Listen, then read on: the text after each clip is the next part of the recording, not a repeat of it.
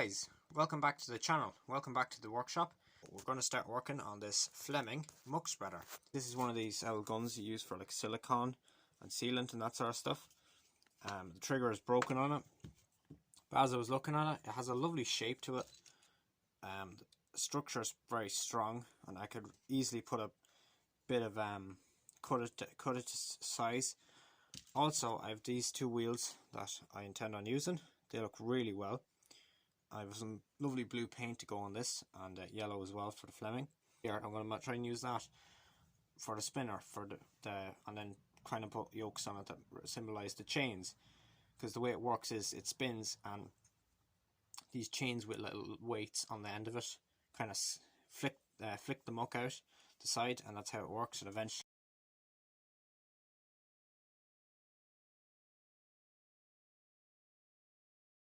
very well with the Muckspreader so far. Tin work is all in, so put on the PTO on the front. This is adjustable, so all it really is a bolt that's been glued, and then it's just a bolt that, if you're running out far enough, that's all it is. Just a bit of threaded bar. It's a bit of a tip. Always leave a bit of room so there's like space, like that's only a cover, and that's obviously to give a bit more strength to the actual bolt as well. But in here is all hollow, so you can actually screw it through the bolt, and it'll go the far side, and it'll go so far. As you can see, it's going nearly well in, so then you can hook it on to whatever tractor or on. So we just have the Massey here, and as you can see, it's a Britain's tractor, so just hooks on like that, and when you bring up the coupling, then you can start twisting. That will bring your PTO that runs into your PTO guard, and it looks like a PTO. And then it actually does. You can't get it off then. It'd be very difficult. So all you have to do then is just screw it back out like that, undo it, down your hitch, off comes the trailer. So yeah, it's a very nice thing. It looks really well. So next thing now on the Muckspreader, I have the bar that goes through it that has chains on it. That's going to be added once the inside of it and the outside is painted. So I'm just going to go out to the shed, paint it, and yeah, I'll leave you a few shots, and yeah, we'll see it when it's all done. See ya.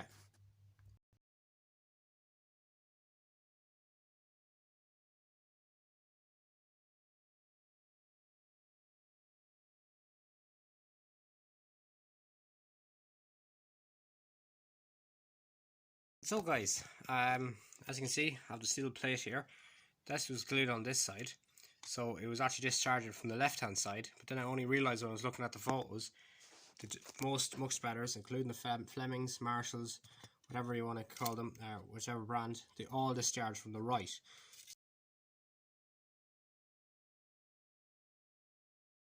So I have to take the plate off from this side and then re-glue it on this side, just to keep everything, the details right.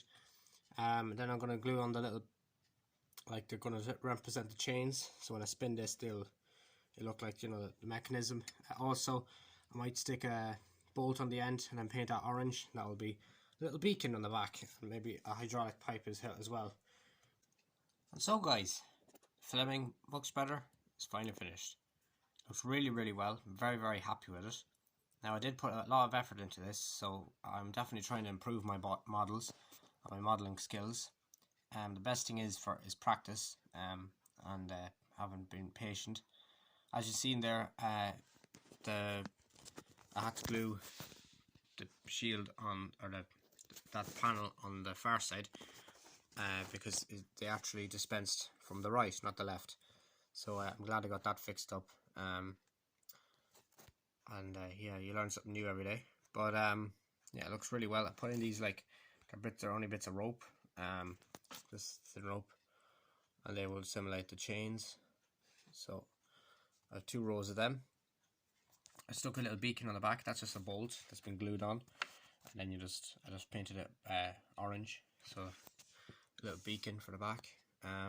I might put a few of them more of them on the back, because look, they actually this is what all they are.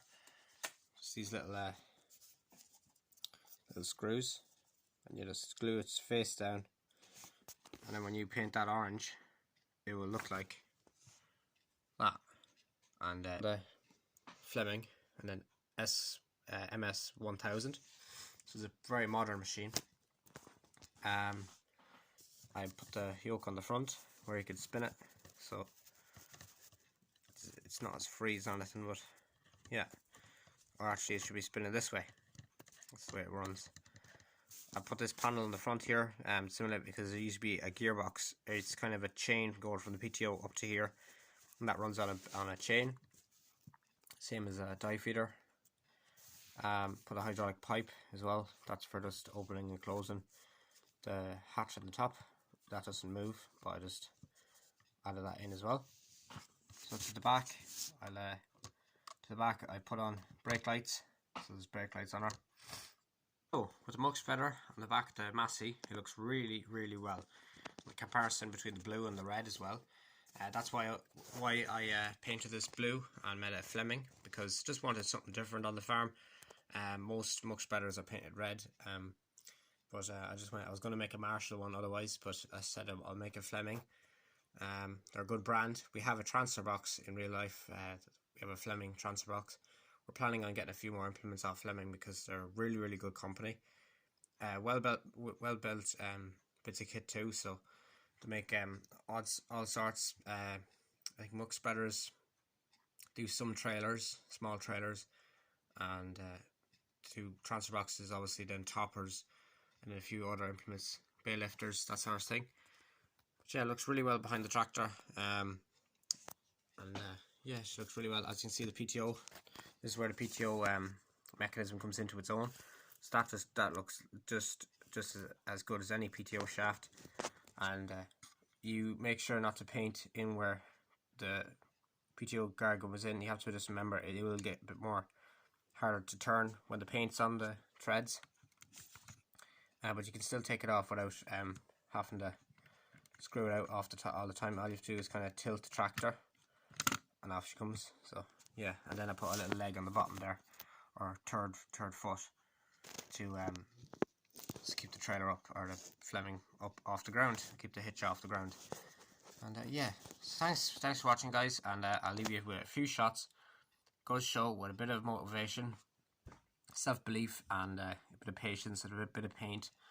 You would be very surprised, because this cost me very little. I made it in no time. Tell you how quick I made it. I made it in, it was one afternoon I made it, and then over the next few days I was doing the paint. I did the blue first, and then I done the yellow, and then obviously I glued it wrong, so that delayed it a bit to move it to the far side, this part. Then I just glued in the turners. But yeah, very simple, and yeah, thanks for watching, and I'll see you again soon. Bye for now.